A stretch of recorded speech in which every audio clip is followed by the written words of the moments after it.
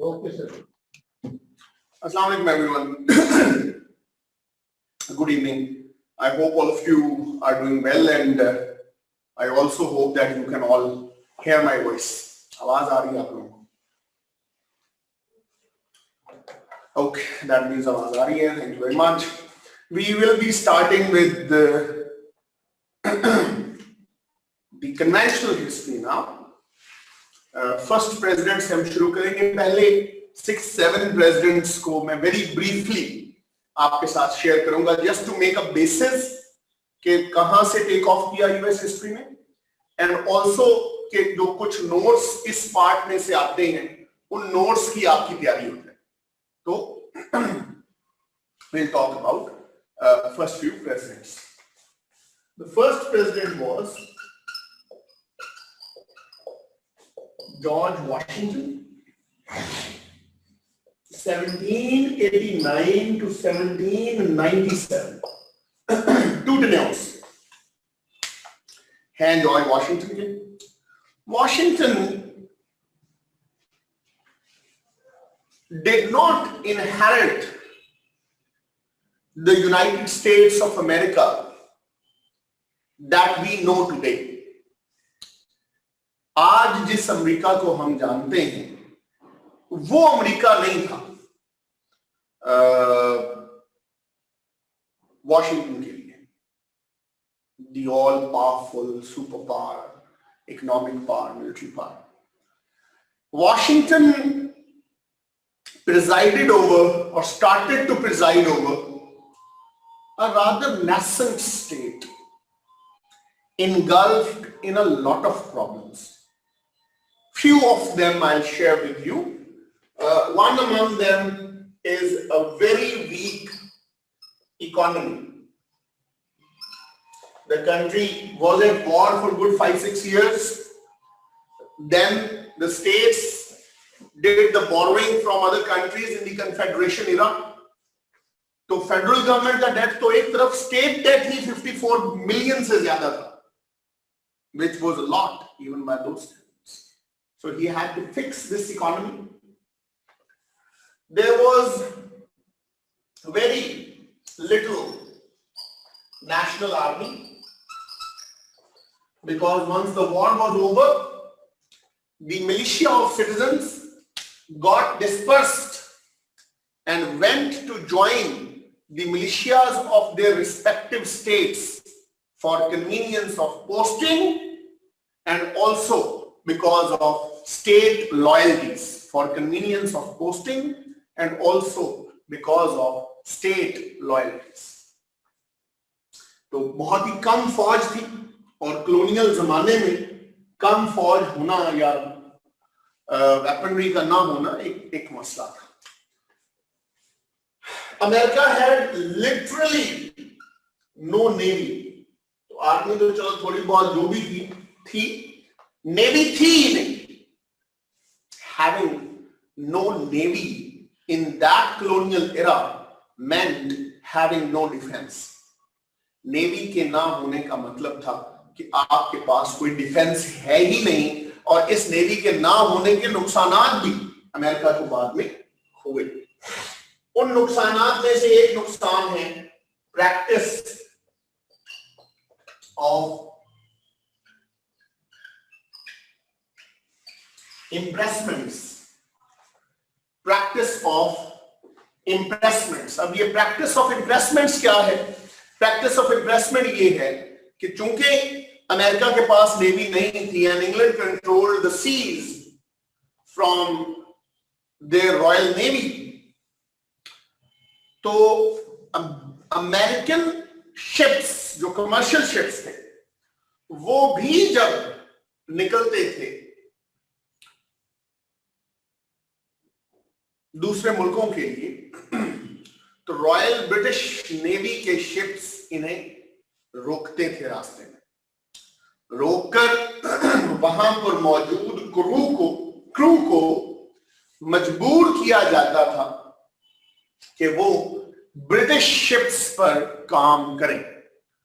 The argument was that since America does not have a navy to claim the sea territory, Britain still controls the seas, and because of that, the Americans would have to obey the British Royal Navy when it comes to seas. It was embarrassing, and at the same time, it was anti for business activities. It was something detrimental for business activities. तो ये भी एक मसला था. The problem of Red Indians was still there. Red Indians का issue भी exist करता था. ठीक है जी. क्योंकि रेड इंडियंस अभी खत्म नहीं हुए थे और उनके साथ हर रोज कोई ना कोई लड़ाई इन लोगों की रहती थी. इसके अलावा the constitution was too short, too brief. उस आइन को इंटरप्रेट कैसे करना है, इंप्लीमेंट कैसे करना है, most of the responsibility lied with the first president. So whatever the first president would do would work as a role model for the rest of the president who would succeed him. So ये एक जिम्मेदारी भी Washington पर थी. So it was not an easy task for him to rule over this country.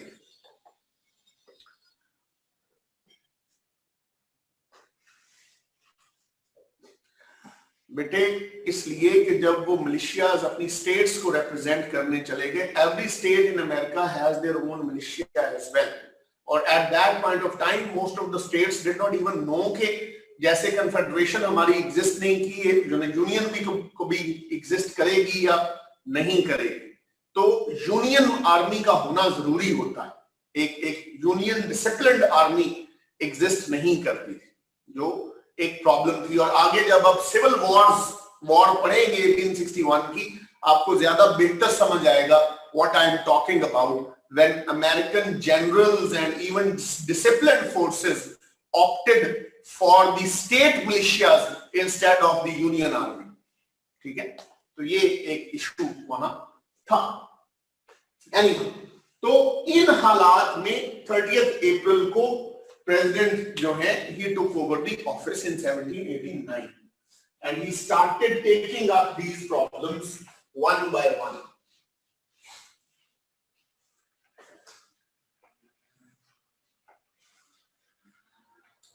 He started taking up these problems one by one. सबसे पहले he established few government departments, formally established few government departments. Department of State established किया. Thomas Jefferson को उसका secretary of state लगाया. Department of state establish किया, Thomas Jefferson को उसका secretary of state लगाया. डिपार्टमेंट ऑफ ट्रेजरी एस्टैब्लिश किया. Alexander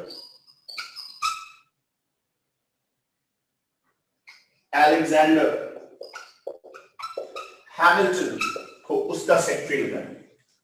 और उसके बाद department of treasury department of war establish किया और उसका सेक्रेटरी लगाया Henry Knox. Department of war means department of defence. Army नहीं, 10-10 हजार का स्टेट मिलिशिया है, स्टेट मार्शल्स उनको बोलते हैं, और ये उनके कॉन्स्टिट्यूशन में अलाउड है. उनके कॉन्स्टिट्यूशन में अलाउड है. स्टेट मिलिशिया का भी सुप्रीम कमांडर जो है वो प्रेसिडेंट ऑफ अमेरिका ही है. ठीक है, प्रेसिडेंट ऑफ अमेरिका ही है, जी अलेक्जेंडर हैमिल्टन. ठीक है, तो ये 3 डिपार्टमेंट्स सबसे पहले इस्टेब्लिश किए गए. उसके बाद जुडिशरी का डिपार्टमेंट इस्टेब्लिश किया गया. जुडिशियल एक्ट 1789 बनाया गया, जिसके तहत 1 चीफ जस्टिस, जिनका नाम था जॉन जे, पहले चीफ जस्टिस, एंड 5 अदर जजेस ऑफ सुप्रीम कोर्ट, 6 जज साहिबान का जो है वो सुप्रीम कोर्ट बना.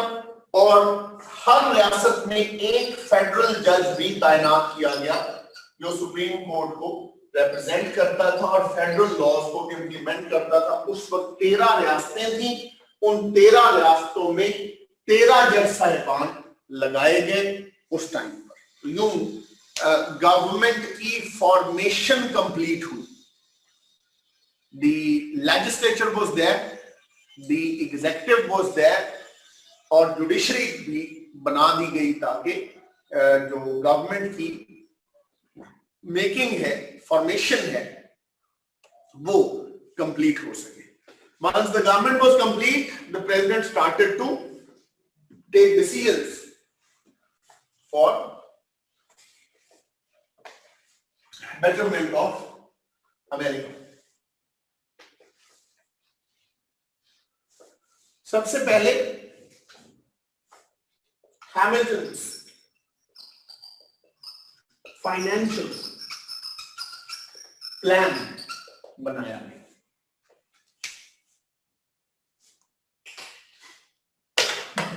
हैमिल्टन्स फाइनेंशियल प्लान बनाया गया।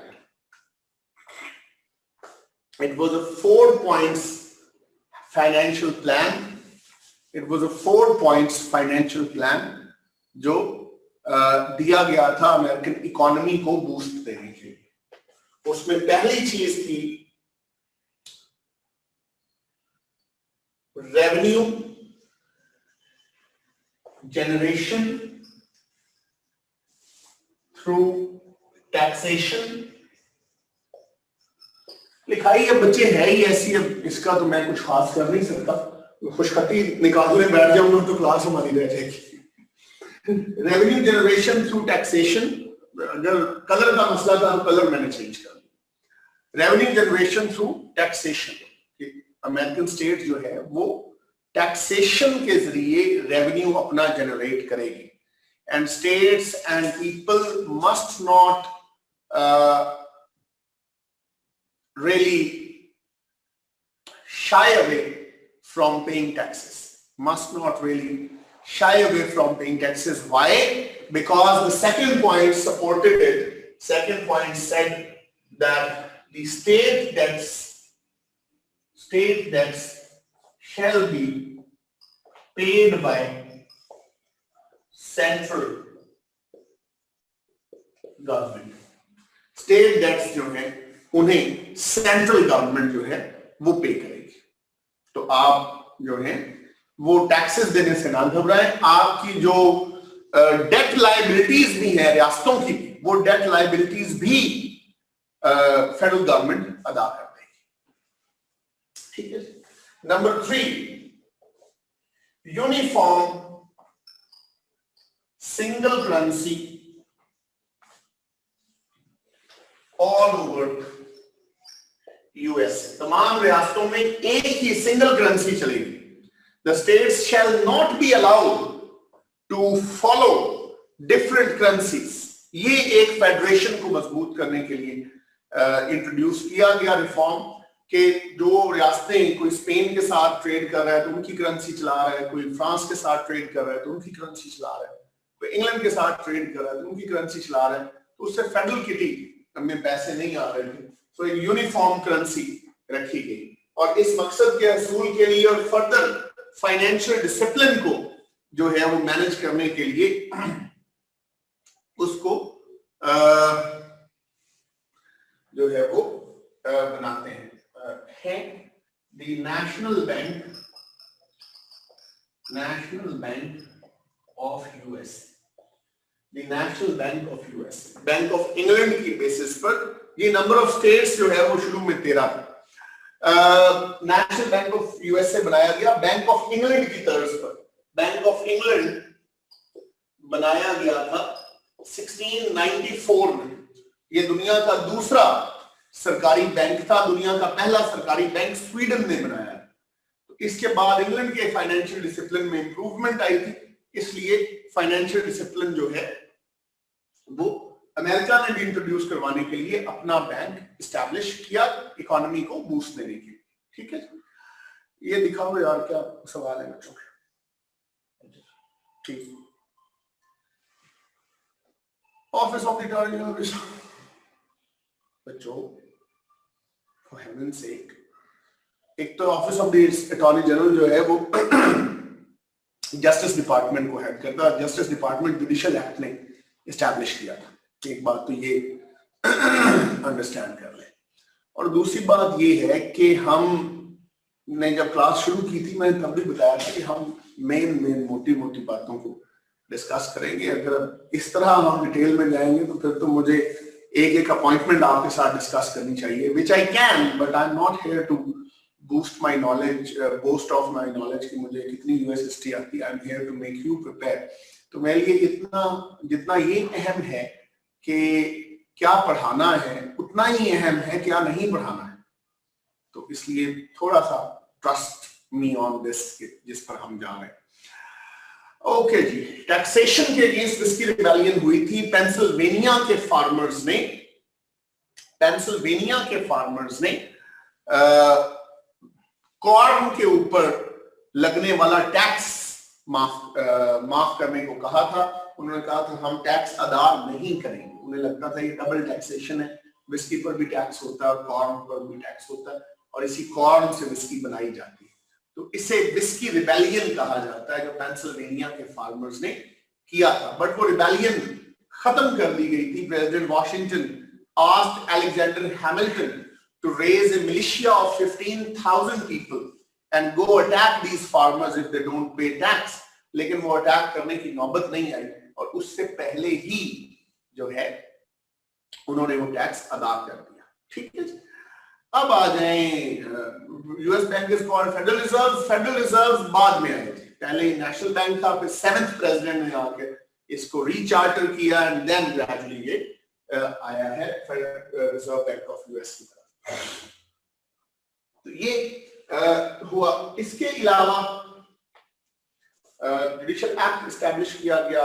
इसके अलावा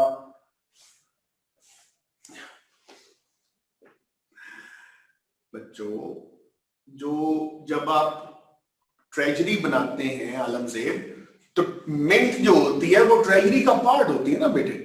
मिंट कोई अलग चीज तो नहीं है ट्रेजरी से, राइट। जो हमारी भी मिंट है, नेशनल मिंट जो लाहौर में है और कराची में है, वो मिंट फाइनेंस डिपार्टमेंट का हमारा पार्ट है, वो कोई अलग चीज थोड़ी है। तो अगर आपने मिंट पढ़ा है तो दैट मींस कि ट्रेजरी जब एस्टैब्लिश की तो it was one of the duties of Hamilton being secretary of treasury to establish mint. तो वो तो उसका हिस्सा ही होगा ना। ठीक है, ओके। तो इंटरनल साइड पर इसके अलावा Washington did try to fix the Red Indian problem as well. 1794, the Battle of Fallen Timber. The Battle of Fallen Timber. ठीक है, ये general Anthony when was the first general to register a win against the Red Indians. पहला जर्नैल था जिसने win red Indians के खिलाफ register की। इससे पहले 2 जर्नैल जो हैं वो मारे जा चुके थे रेड इंडियंस की तरफ से। फाइनली 1794 में ये बैटल ऑफ फॉलन टिम्बर के जरिए अमेरिकन फतह हासिल करते हैं और फिर 1795 में ट्रीटी ऑफ ग्रीनविल होती है जिसके जरिए रेड इंडियंस को न्यूट्रलाइज किया जाता है और कुछ टेरिटरी अमेरिका जो है वो अचीव करता है। 1796 public lands act president Washington लेकर आते हैं। 1796 public lands act president Washington लेकर आते हैं। पब्लिक लैंड्स एक्ट का पर्पस था to provide lands, government lands to the people at a throwaway price. Government land लोगों को throwaway price पर दी जाए। Government land लोगों को throwaway price पर दी जाए ताकि लोग कल्टीवेशन की तरफ आए, एग्रीकल्चर की तरफ आए और मुल्क की इकोनॉमी चलने लगे, क्योंकि उस वक्त industrialization hadn't yet kicked off. अभी इंडस्ट्रियलाइजेशन के किक ऑफ करने में गुड 20 years पड़े हुए थे. तो the country needed maximum economic activity, और उस इकोनॉमिक एक्टिविटी को स्टार्ट करने का उस वक्त जो तरीका था वो यही था कि हम एग्रीकल्चर के जरिए उसको बूस्ट करते हैं. तो पब्लिक लैंड्स एक्ट लाएंगे. तो इंटरनल साइड पर president Washington was a successful president. अब उनकी एक्सटर्नल साइड पर देखते हैं कि उन्होंने हाउ डिड ही वर्क, किस तरह से उन्होंने सिस्टम को चलाया. एक्सटर्नल साइड पर अगर हम देखें तो प्रेसिडेंट वॉशिंगटन का जो पहला इम्तिहान है वो 1793 में है.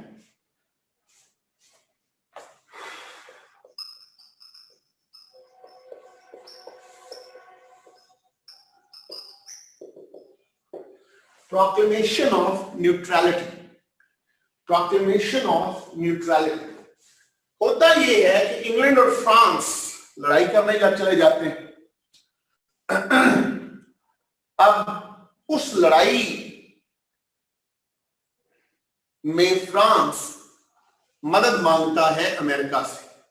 अंडर द एग्रीमेंट जो फ्रांस और अमेरिका के बीच में हुआ था 1778 में, आई होप यू रिमेंबर कि एक जॉइंट डिफेंस एग्रीमेंट हुआ था फ्रांस और अमेरिका के बीच में.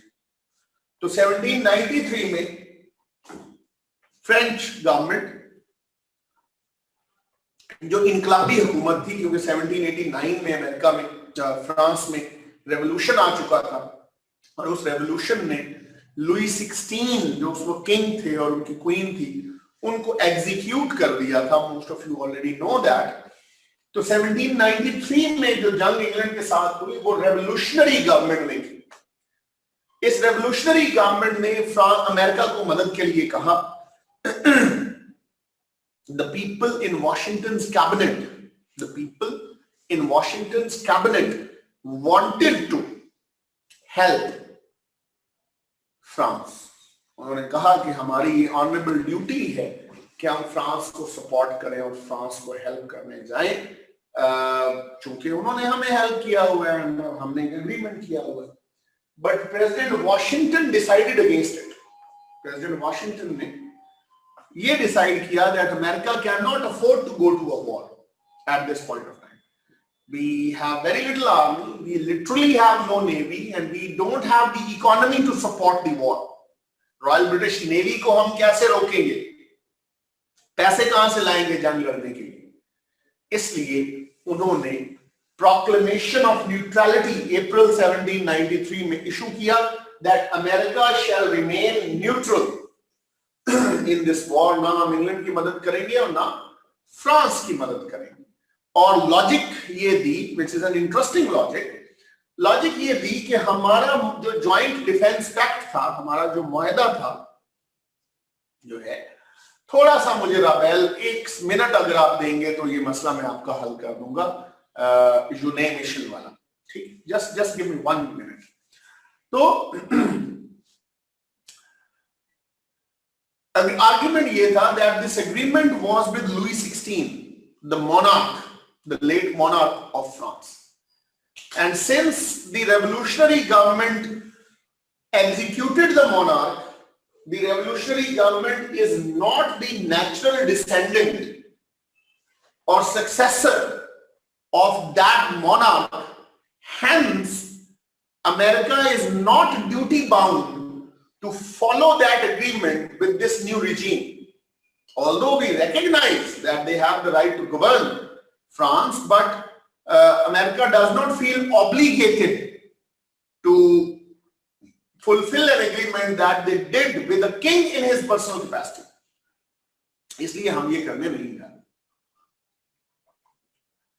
So, इसी से रिलेटेड इशू है, उसको हम कहते हैं सिटीजन यूने इशू. सिटीजन यूने इशू. सिटीजन यूने वो फ्रेंच एम्बेसडर है जो अमेरिका ये मदद मांगने आए हुए थे. जो अमेरिका फ्रांस की तरफ से ये मदद जंग में मांगने आए हुए थे. When the president issued proclamation of neutrality, he knew that he has nothing in hand to go back to France. So he started to meet the governors of respective states to ask them, request them to provide help to the French in their personal capacity by making them remember what France did for their protection back in the day.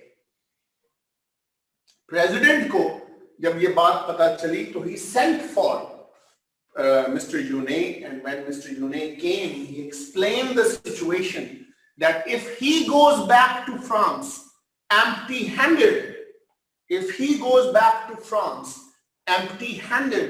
the revolutionary regime would execute him too. So that's why he's desperate and doesn't want to go without any help to France. President Washington gave him the citizenship there, and when he said you don't have to go back, you can have American citizenship and live here. Hence he came to be known as Citizen Yunet. यहाँ से Citizen Yunet की term जो है वो develop हुई थी. ठीक. Then comes 1794 Jay's Treaty. 1794 Jay's Treaty. England के साथ जो प्रैक्टिस ऑफ इम्प्रेसमेंट्स चल रही थी, वो प्रैक्टिस ऑफ इम्प्रेसमेंट्स रोकने का के लिए प्रेसिडेंट को भेजा गया था. Chief justice of America John Jay को इंग्लैंड भेजा गया था to go there, convince the Brits to give him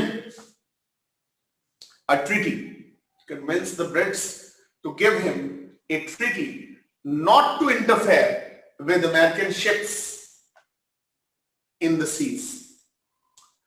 John J England जाते हैं, साल रहते हैं वहां, साल बाद जब वापस आते हैं तो he had a half-baked treaty with him. Half-baked in the sense that the treaty spoke about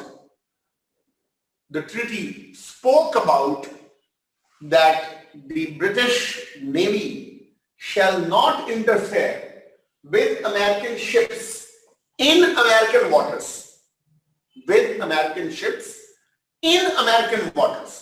But the treaty was silent about the treatment of American ships in open waters. Treaty जो है treatment of American ships in open waters के बारे में खामोश थी, which most of the cabinet members of Washington considered a disgrace and disrespect of their Chief Justice and wanted to go to war with England. Washington once again decided against it, avoided war, believed that the national state needs peace to prosper. उसके बाद 1795 Treaty of San Lorenzo, या इसको पिंकनीज treaty भी कहते हैं. Thomas पिंकनी ने चूंकि negotiate की थी, इसको पिंकनीज ट्रीटी भी कहते हैं. पिंकनी बंदे का नाम है, सैन लोरेंजो जगह का नाम है, जिस तरह से भी आप इसे याद रखना चाहें, इट्स द सेम थिंग. ये ट्रीटी स्पेन के साथ वॉशिंगटन ने की और इस ट्रीटी में he was able to get the territory of Mississippi River from Spain. तो ये भी एक सक्सेस स्टोरी है वॉशिंगटन के टेन्योर की. वॉशिंगटन के टेन्योर में 5 नई रियासतें भी अमेरिकन यूनियन में ऐड हुई. वर्मोंट, केंटकी, टेनेसी, उनमें से कुछ नाम हैं जो मैं आपके साथ शेयर कर सकता हूं. सो 5 नई रियासतें भी ऐड हुई. इन्हीं के टेन्योर में फर्स्ट 10 अमेंडमेंट्स भी, जो बिल ऑफ राइट्स कल आपने पढ़ा है, वो भी इनके टेन्योर में पास हुआ. और जो 11th अमेंडमेंट है वो भी इन्हीं के टेन्योर में पास हुई. 11th अमेंडमेंट गवर्नर्स को, जो रिस्पेक्टिव स्टेट गवर्नर्स हैं अमेरिका के, उन्हें सॉवरेन इम्यूनिटी देता है 11th अमेंडमेंट ये कहती है कि जॉर्जिया के गवर्नर के खिलाफ न्यूयॉर्क की अदालत में मुकदमा नहीं होगा और न्यूयॉर्क के गवर्नर के खिलाफ पेंसिल्वेनिया की अदालत में मुकदमा नहीं होगा और पेंसिल्वेनिया के गवर्नर के खिलाफ वर्जीनिया में मुकदमा नहीं होगा। जिस तरह हेड्स ऑफ द स्टेट्स को सॉवरेन इम्यूनिटी हासिल होती है, पाकिस्तान के सदर के खिलाफ इंडिया की अदालत में मुकदमा नहीं हो सकता, इंडिया के सदर के खिलाफ पाकिस्तान की अदालत में मुकदमा नहीं हो सकता, इसी तरह वहां पर governors are given immunity from prosecution in another state, ठीक है, governors are given immunity from prosecution in another state, दूसरी रियासतों की जो अदालतें हैं उन्हें वहां पर दूसरी रियासतों के गवर्नर्स को घसीटा नहीं जाएगा। गवर्नर को एक कॉन्स्टिट्यूशनल इम्यूनिटी दी गई है जब तक वो गवर्नर के ओहदे पर मौजूद रहेगी 11वीं तरमीम के लिए। तो ये सारा कुछ इन प्रेसिडेंट के टेन्योर में हुआ। After completing the second term, president Washington was asked by the American people to contest for the third term as well. But the president refused and decided against it. He stated that if he goes for the third term, America would become the very thing Americans despise, an autocracy. So he not only refused to contest for the third term, obviously उनके health issues भी थे, age भी थी. Not only did he refuse from contesting for the third term, he also published his resignation from politics in the newspapers to avoid any kind of confusions. उस newspaper resignation में he advised the Americans to avoid factionalism. He advised the Americans to avoid factionalism. Factions में बटने से avoid करें, avoid political parties, सियासी जमातें ना बने। ये नसीहत है, eventually खत्म हो गई, सियासी जमातें खुद ही बन गई। And avoid permanent military alliances, जो पक्के मिलिट्री अलायंसेस हैं उनका हिस्सा बनने से गुरेज करें। ये 3 नसीहतें भी प्रेसिडेंट वॉशिंगटन ने की। He left office and he died in 1799. He left office and died in 1799. तो यहां जो है वो फर्स्ट प्रेसिडेंट का टेन्योर खत्म होता है। To avoid being part of the permanent military alliances, तीसरा पॉइंट है to avoid being part of the permanent military alliances.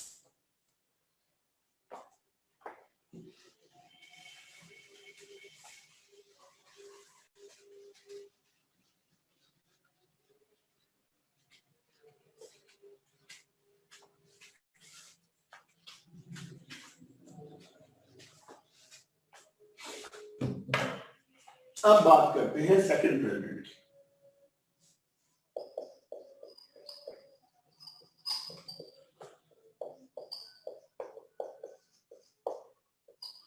One term president जी 1799 one term president. John Adams was country's first vice president. ये Washington के 8 साल नायब सदर रहे। Washington के 8 साल नायब सदर रहे। In one of the letters he wrote to his wife, he stated, of all the offices created by the humans, of all the offices created by the humans, the office of the vice president is the most useless of them all. इंसानों ने जितने भी ओहदे create किए हैं उन सारे ओहदों में नायब सदर का ओहदा सबसे ज्यादा बेकार ओहदा है, ठीक है, but he remained at this ओहदा फॉर 8 years. फर्स्ट प्रेसिडेंट का जनरल टेन्योर आता है या फर्स्ट टू प्रेसिडेंट्स का जो है वो आता है टेन्योर इकट्ठा, उसे फेडरलिस्ट एरा कहते हैं. पहले प्रेसिडेंट और दूसरे प्रेसिडेंट दोनों चूंकि फेडरलिस्ट थे तो पहले 12 सालों को फेडरलिस्ट एरा कहते हैं, ठीक है. He didn't want इलेक्ट्रोल नहीं, इन्होंने जीता था इनके साहबजादे जॉन एडम्स जूनियर, वो नहीं जीत सके, वो आगे आएंगे. He became the 6th president of America. ये बाप बेटा दोनों प्रेसिडेंट बने, ठीक है, वो उनके बारे में है, not about him. Defence minister भी बेकार. वेल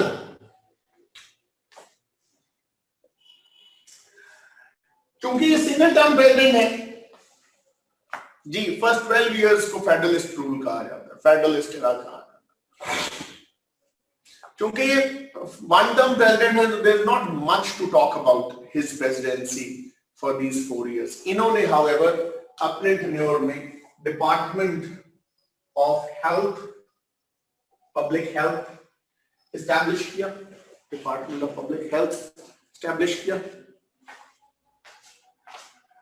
राबेल आपने शायद लेट ज्वाइन किया है, मैंने शुरू ही चैलेंजेस से किया था वॉशिंगटन के, तो please consult some of your classmates. अगर मैं अब फिर दोबारा शुरू हो जाऊंगा तो ये सारा अगला हमारा रह जाएगा. Please understand I am on a very tight leash, very tight rope when it comes to the time thing, ठीक है. 5 मैंने वैसे चैलेंजेस बताए थे. Department of health and department of Congress libraries का डिपार्टमेंट भी इन्होंने एस्टैब्लिश करवाया. एक और इनके टेन्योर में चीज हुई थी, वो ये थी कि जो काम वॉशिंगटन ने किया था फ्रांस की मदद ना करके इन 1793, उसका नुकसान इनको भी उठाना पड़ा जब फ्रांस ने भी प्रैक्टिस ऑफ इम्प्रेसमेंट्स स्टार्ट कर दी थी. फ्रांस ने भी प्रैक्टिस ऑफ इम्प्रेसमेंट्स, जिस तरह रॉयल नेवी अमेरिकन शिप्स को तंग करती थी, फ्रेंच नेवी ने भी तंग करना शुरू किया. तो उसको फिक्स करने के लिए, फ्रांस पर प्रेशर डालने के लिए एलियंस एंड सेडिशंस एक्ट इंट्रोड्यूस करवाया था जॉन एडम्स ने, लेकिन इसलिए ढंग से इंप्लीमेंट नहीं हो सका. एलियंस का मतलब था फ्रेंच सिटीजन्स को अमेरिका में एलियंस तस्वुर किया जाए, उन्हें इमिग्रेशन ना दी जाए, उन्हें वापस भेजा जाए और उन पर पाबंदियां लगाई जाए. सेडिशन का मतलब था कि गवर्नमेंट पर तनकीद को सेडिशन के जुमरे में लाया गया, जो American people did not really like, and it was against the freedom of press as enshrined in the constitution. इसलिए ये एक्ट भी नाकाम हुआ था. प्रेसिडेंट की नेक नामी नहीं इससे हुई बल्कि बदनामी हुई. Another important thing John Adams के बारे में ये है कि जॉन एडम्स ने मिनिस्टर्स नहीं बदले थे, उसने वॉशिंगटन ही की कैबिनेट जो है उसको चलाने की कोशिश की, उसी टीम को उसने चलाया अपने साथ, which he later on regretted. Later on he said कि it was his biggest mistake. ये उसका सबसे बड़ी मिस्टेक थी. लेकिन जो अहम चीज है वो एडम्स के टेन्योर की, जिस पर नोट भी कभी कभार आता है, वो चीज है XYZ affair. XYZ affair.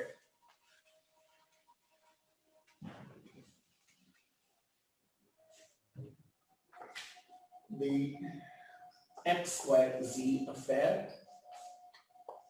1798. Alarm खत्म होती है, शुरू करते हैं.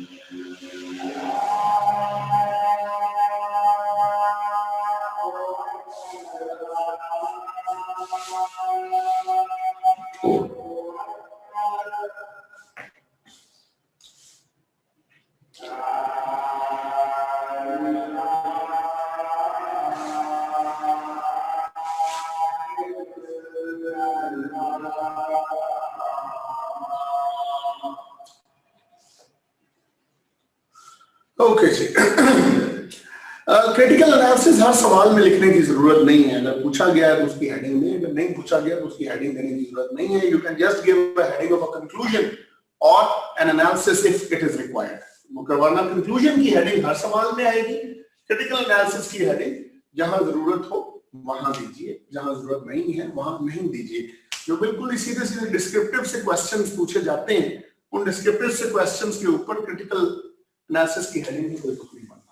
The XYZ effect होता क्या है कि 1798 में after becoming president John Adams एक डेलीगेशन भेजते हैं under the chairmanship of mister Thomas Pinckney to negotiate a deal with France to end the impressments। Intro तो आएगा ही आएगा, इंट्रो हर सवाल में आएगा।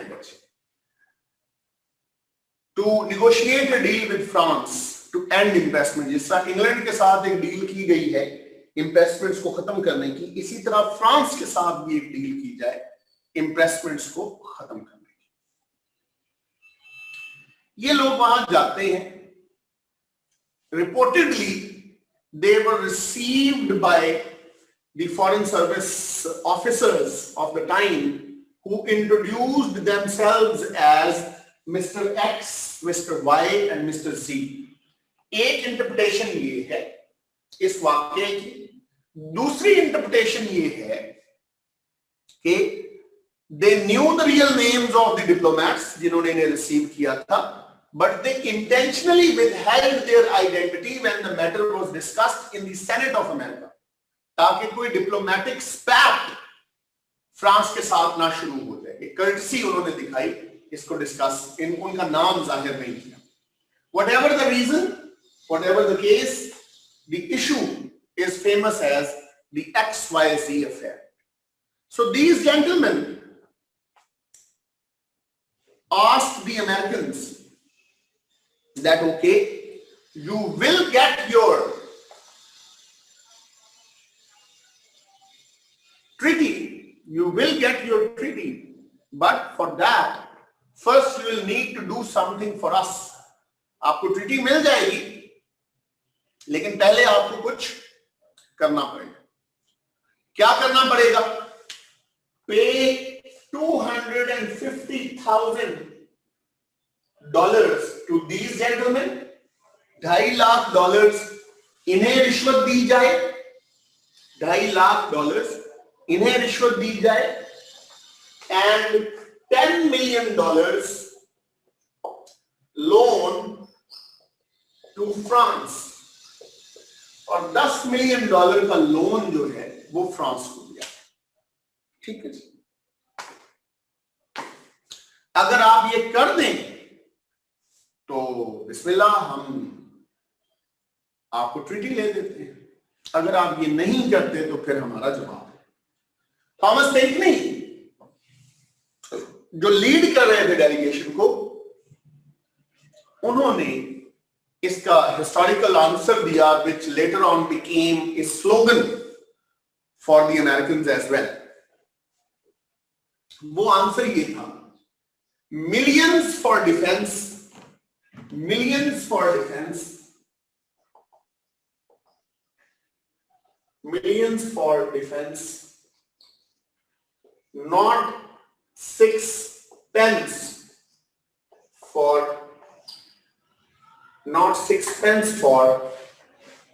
bribing the French। हम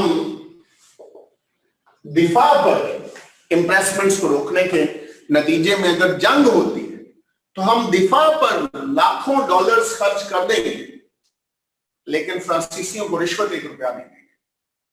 millions for defence, not 6 pence to pay bribe to the French. So वहां से Thomas Pinckney, the leader of the delegation, वहां से ये लोग वापस आते हैं, मैटर सेनेट में डिस्कस होता है, अमेरिकन फील डिस्गस्टेड। वहां पर भी अमेरिकन प्रेसिडेंट को कहते हैं कि जंग फ्रांस के साथ करनी चाहिए। फ्रांस ने ना सिर्फ डिप्लोमेटिक वैल्यूज को डिफीट किया है, बल्कि इन्होंने हमें इंसल्ट किया। President John Adams decides against it. President John Adams जंग को अवॉइड करने के लिए कहते हैं कि हम इस वॉर में नहीं जाएंगे, for the similar reasons. Economy अच्छी नहीं है, ट्रेड इफेक्ट होगी वगैरह वगैरह, for the similar reasons. For this decision he was demonized a lot. People said he's not worthy to be commander in chief of the armed forces of America. He has not been able to defend the honor of the American nation. But the time proved that his decision was right. In 1799, Mr. Napoleon defeated the revolutionary regime.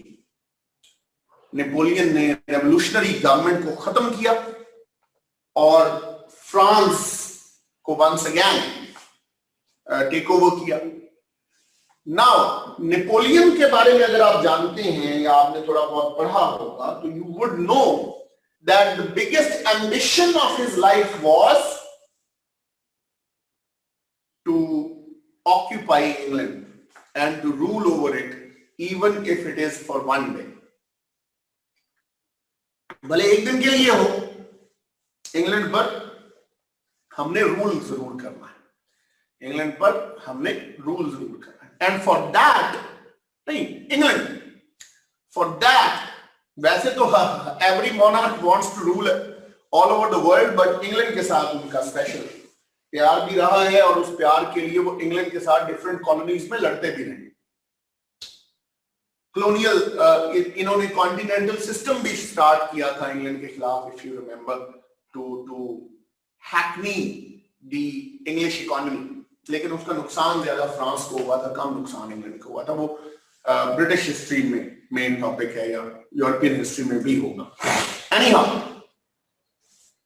तो for that he needed money and friends. So अब जब revolutionary regime नहीं रही तो president John Adams sent another 3-member delegation. अब दोबारा एक और डेलीगेशन वहां भेजा गया, ठीक है जी। 1799 एक नया डेलीगेशन वहां भेजा गया to negotiate with Napoleon. Napoleon ने उन्हें एक वार्म वेलकम दिया और वार्म वेलकम के साथ एक नई ट्रीटी दी। उस ट्रीटी का नाम है the treaty of Montefontaine, Treaty of Montefontaine 1800, Treaty of Montefontaine 1800. इस ट्रीटी में 3 मेजर नुक्ते थे. Stoppage of impressments immediately, impressments के प्रैक्टिस को फौरी तौर पर रोक दिया जाए. Number 2, revival of joint defence pact that they had back in the day. नहीं, because I have more relevant में that they had 1778 का जो ज्वाइंट डिफेंस पैक्ट था उसको दोबारा जिंदा कर दिया गया, उसको दोबारा जिंदा कर दिया गया. And he offered to sell territory to America. France क्योंकि कॉलोनियल पावर था, फ्रांस के पास अमेरिकन कॉन्टिनेंट में जो जमीन खाली पड़ी थी जिस पर वो ज्यादा अरसा जाहिर है कोई खास कब्जा नहीं रख सकता था और वहां से उसे कोई खास फायदा भी नहीं हो रहा था, उसको उसने ऑफर कर दिया अमेरिकन को कि आप आए, आप सर्टेन अमाउंट अगर पे करते हैं तो हम आपको ये टेरिटरी दे देते हैं. So this delegation all successful returned in 1801. उस जमाने में जब डेलीगेशन जाया करते थे तो ये नॉर्मल था 6 महीने साल रह कर आना होस्ट कंट्री के अंदर, और ट्रैवलिंग भी चूंकि स्लो थी और मोटर कारों का और जहाजों का जमाना नहीं था तो इसलिए टाइम लगता था. जी, टेरिटरी टू यूएसए, लुजियाना की टेरिटरी टू बी प्रिसाइज. ठीक, तो ये लोग जब वापस आते हैं 1801 में तो तब तक इलेक्शंस, जो अमेरिकन प्रेसिडेंशियल इलेक्शंस हैं वो हो चुके होते हैं. As a result president John Adams हार चुके होते हैं और उनके मुकाबले में प्रेसिडेंट थॉमस जेफरसन इलेक्शंस जीत चुके होते हैं. और वो जो डिसीजन था जॉन एडम्स का जंग से बचने का और उसके नतीजे में जो नेपोलियन ने ट्रीटी साइन करके दी थी उसका असल फायदा थॉमस जेफरसन को, उसका जो असल फायदा है वो थॉमस जेफरसन को हुआ और वो हम आगे डिस्कस भी करते हैं. This is where John Adams tenure ended and 12 years of Federalist regime also ended. 12 साल जो फेडरलिस्ट रिजीम के थे वो भी खत्म हुए. यहां से फिर पहले anti federalist president Thomas Jefferson ने स्वर्न इन किया. पहले anti federalist president Thomas Jefferson ने स्वर्न इन किया.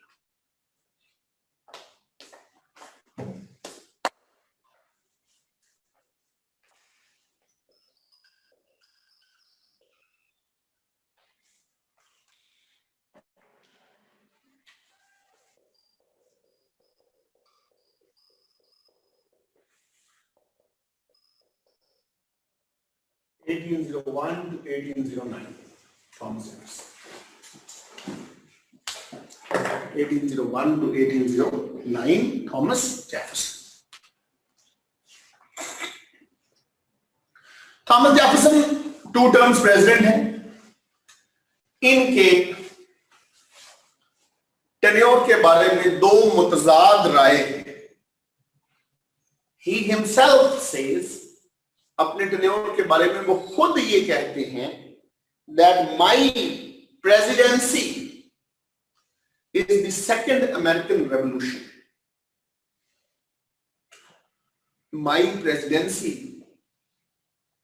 is the second American Revolution. मेरी जो सदारत है वो सेकंड अमेरिकन रेवोल्यूशन है, इनकलाब अमेरिका के बराबर है मेरी presence.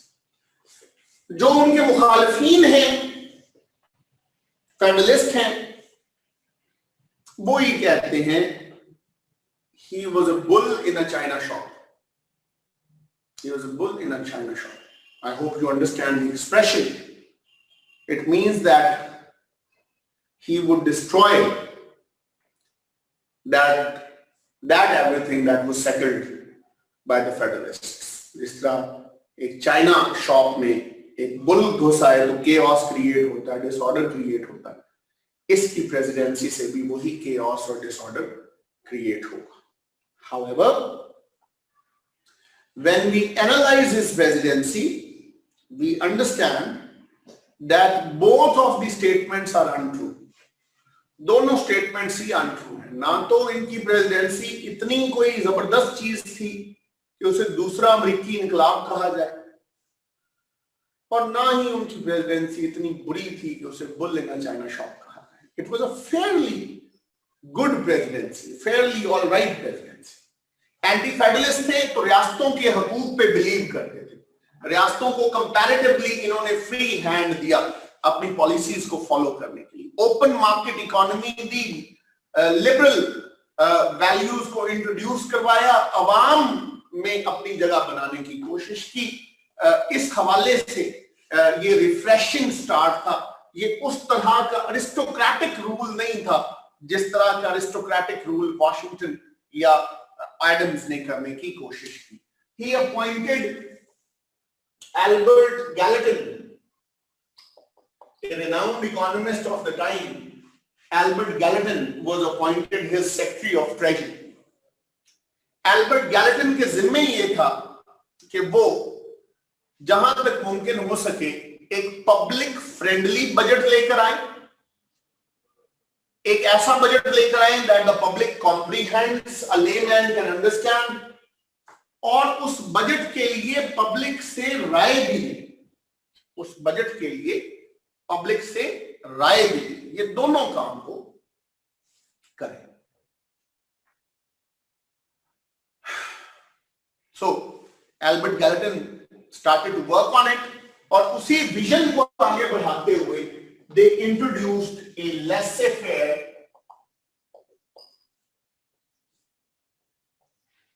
economic model. A laissez-faire economic model. ठीक है.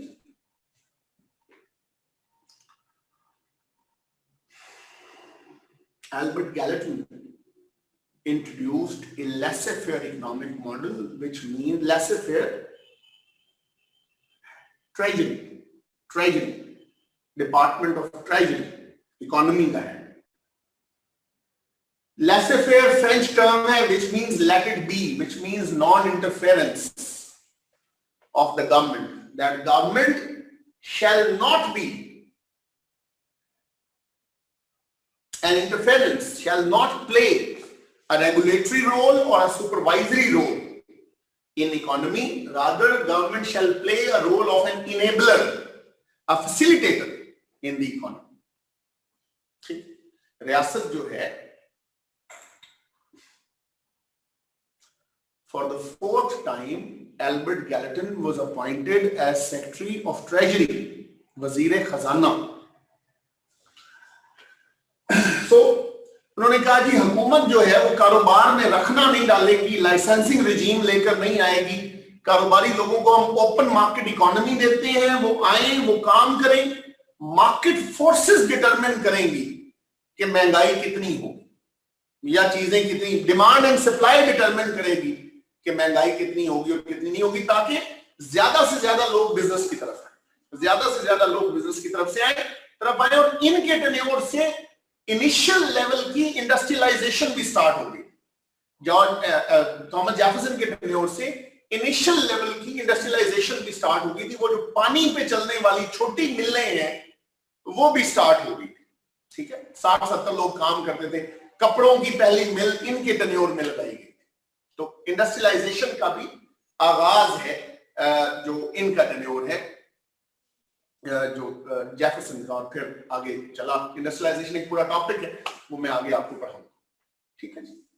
Yes, little involvement of government in private economy, ताकि बिजनेस फले फूले, फ्लरिश करे. बाद में 60-70 साल बाद डाउन द लाइन अमेरिका को इसका खमियाजा भी भुगतना पड़ा, लेकिन उस वक्त के लिए वो गुड पॉलिसी इंकरेज किया लोगों को आने की. ठीक. फिर इन्होंने फ्रांस के साथ मुआहिदा किया, $15 मिलियन में इन्होंने लुजियाना परचेज की इन 1803। 3 पेंस पर एकड़ पर जमीन खरीदी गई, तकरीबन 280,000 स्क्वायर किलोमीटर इन्होंने जमीन, स्क्वायर माइल्स की जमीन खरीदी। 3 पेंस पर एकड़, थ्रो अवे, मुफ्त थी तकरीबन ये जमीन। इस तरह अंदाजा लगाइए, आपको समझने में आसानी होगी कि ये लैंड जो लुजियाना परचेज के जरिए अमेरिका के हाथ में आई, ये लैंड अमेरिका की जो ओरिजिनल 13 स्टेट्स की लैंड थी तकरीबन उसके बराबर थी। ये लैंड जो अमेरिका की ओरिजिनल 13 स्टेट्स की लैंड थी, ये तकरीबन उसके बराबर थी। So overnight America was territorially augmented in such a way that it doubled its territory. तो ये बड़ा मैटर करता है, जब एक मुल्क की जमीन ओवरनाइट दुगनी हो जाए तो वो ऑगमेंटेशन उसकी टेरिटोरियल तो होती है, उसके लिए इकोनॉमिक बेनिफिट्स जो है वो बहुत ज्यादा हो जाते हैं। तो अब अगला मरहला था कि जमीन को इस्तेमाल कैसे करना है, इस जमीन को कल्टीवेट कैसे करना है। उसके लिए 2 काम उसने किए। एक, flexible immigration policy, flexible immigration policy introduce कराई ताकि लोग ज्यादा आए। इससे पहले अमेरिका की शहरियत लेने का क्वालिफिकेशन ये था कि लॉफुल एंट्री हो अमेरिका में और 14 इयर्स का स्टे हो।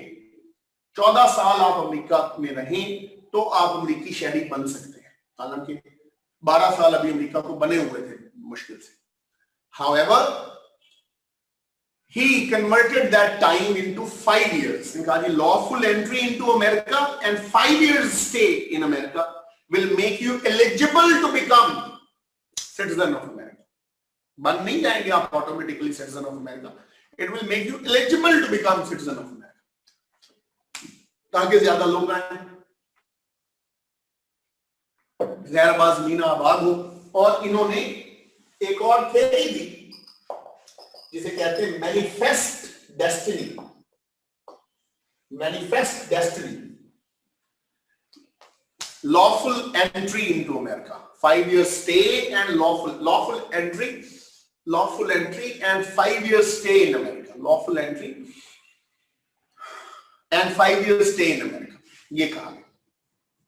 ठीक है, तो मैनिफेस्ट डेस्टिनी का मतलब ये था कि Americans are destined to be great and rule over the adjoining territories. Americans को अल्लाह ताला ने अजीम कौम के तौर पर पैदा किया है और उनका हक है कि वो आसपास के इलाकों को टेक ओवर करें, लेकिन इस हक को इस्तेमाल करने के लिए जरूरी है कि जो जमीन उनके पास आई है वो उसे कल्टीवेट करें, उसको आबाद करें। तो ये जो बंजर विल्डरनेस थी, इसको आबाद कराने की ये एफर्ट थी। प्रेसिडेंट जेफरसन कहते थे, those who work on land are the chosen people of God. वो लोग जो जमीन पर काम करते हैं, जमीन का काम करते हैं, काश्तकारी करते हैं, वो खुदा के चुने हुए लोग हैं। ठीक है, तो वेस्टवर्ड एक्सपेंशन का आगाज यहां से होता है। वेस्टवर्ड एक्सपेंशन का आगाज यहां से होता है। ठीक है, बाद में आने वाले मुख्तलिफ प्रेसिडेंट्स ने इसी पॉलिसी को फॉलो किया। 1840 तक इन इलाकों में जो नए आप लिए थे अमेरिका ने, इन इलाकों में 7 मिलियन लोग जाकर आबाद हो चुके थे। So the manifest destiny and westward expansion work जो स्टार्ट की थी थॉमस जेफरसन ने। ठीक है, तो इकोनॉमी नेचुरली आगे आई।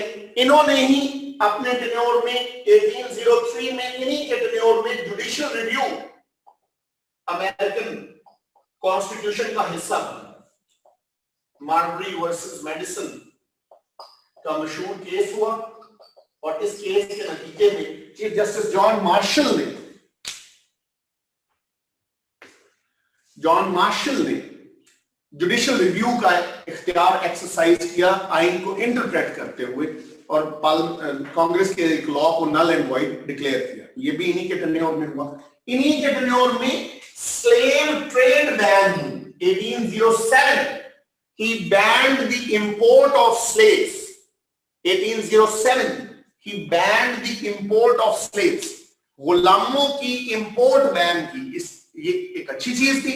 अच्छी चीज ये थी कि मजीद गुलाम इंपोर्ट नहीं किए जा सकेंगे, और बुरी चीज ये इससे ये हुई कि गुलाम स्मगल होना शुरू हो गए और मकामी तौर पर जो गुलाम थे वो महंगे हो गए। ये एफर्ट तो थी गुलामी को कम करने के लिए, लेकिन इससे गुलामी और गुलामों के लिए ज्यादा मुश्किल जिंदगी हो गई। $900 का गुलाम $1800 का हो गया, और जब स्मगल करके लाए तो ज्यादा जुल्म गुलामों पर होने लगा। ऑल्दो जेफरसन गुलामी के खिलाफ बात करते थे, but he himself owned 127 slaves. इनके खुद के 127 गुलाम थे। अमेरिका के 12 सदर ऐसे गुजरे हैं जो स्लेव ओनर्स रहे थे, सदर बनने से पहले या सदर बनने के बाद भी। 12 प्रेसिडेंट्स, ठीक है। So 1807 में slave trade ban। So by and large, if you look at this tenure of Mr. Jefferson, it was a very happening tenure। Slave trade को बैन करना, लुजियाना परचेज को करना, इकोनॉमी को ओपन अप करना, immigration को easy करना, judicial review का judiciary में आ जाना, ये काफी हैपनिंग हैं चीजें, वाकयात, हैपनिंग्स जो हुई हैं, इवेंट्स इनके टेन्योर में। सो ये जेफरसन का टेन्योर है। Here ends 3 presidents. अगली क्लास में इंशाल्लाह बाकी के 4 प्रेसिडेंट्स, और एक्चुअल हमारा टॉपिक होगा slavery and civil war. Slavery and civil war, ठीक है। ये judicial review now is part of the constitution, because American Supreme Court ने उस फैसले में लिखा था, constitution is not what is written in those 11 pages, constitution is what we say it is. आइन वो नहीं है, जॉन मार्शल ने कहा था, जो इन 11 सफ़ों पर लिखा हुआ है। आइन वो है जो हम जजेस कहेंगे कि आइन, और उसके जरिए उन्होंने जुडिशियल रिव्यू का इख्तियार इस्तेमाल किया, which now is considered and owned as part of the constitution। Case का नाम है मार्बरी वर्सेस मेडिसन 1803। मार्बरी उस बंदे का नाम था जिसने रिट की कोर्ट में, आउटगोइंग प्रेसिडेंट ने इसको अपॉइंट किया था आखिरी रात जिस दिन वो जा रहे थे। और मेडिसन, जेम्स मेडिसन है जो नए प्रेसिडेंट के सेक्रेटरी ऑफ स्टेट थे, इनके जिम्मे था इनको अपॉइंटमेंट लेटर्स देना, जो उन्होंने नए प्रेसिडेंट के कहने पर नहीं दिए। सुप्रीम कोर्ट में मामला गया, उसने कहा कि मुझे नौकरी मेरी लेकर दें। सुप्रीम कोर्ट ने कहा भले आपका नौकरी लेना बनता भी है, सुप्रीम कोर्ट इस मामले में इंटरफेयर नहीं कर सकती, ये नए प्रेसिडेंट का इख्तियार है, और पुराने प्रेसिडेंट ने अपने इख्तियारात को गलत इस्तेमाल किया था। इसलिए जिन लॉज के तहत वो इख्तियारात हैं, हम उन लॉज को नल एंड वॉइड डिक्लेयर करते हैं। आप सारों ने ये किया होगा कहीं ना कहीं, नहीं किया तो मैं अलग से करवा दूंगा। This case also requires good half an hour और an hour to do justice with it. तो इसलिए मैंने एज ए पासिंग रेफरेंस यहाँ पे डिस्कस किया, क्योंकि हिस्ट्री में केस का लेना देना नहीं है। हिस्ट्री में आपको केस के फैक्ट्स तक डिस्कस करने की जरूरत नहीं, आपने जस्ट बताना है कि ये हुआ, ठीक है। Who did they buy lands from? France। French owned the lands, और फ्रांस से भी खरीदी उन्होंने, मैक्सिको से खरीदी भी, कब्जा भी की उन्होंने, रशिया से भी खरीदी उन्होंने, स्पेन से भी खरीदी। ये आगे पूरा सवाल आएगा, एक पूरा सवाल आएगा that the westward expansion is the story of occupation, annexations and purchases since the beginning। तो ये हम करेंगे क्वेश्चन, ठीक है।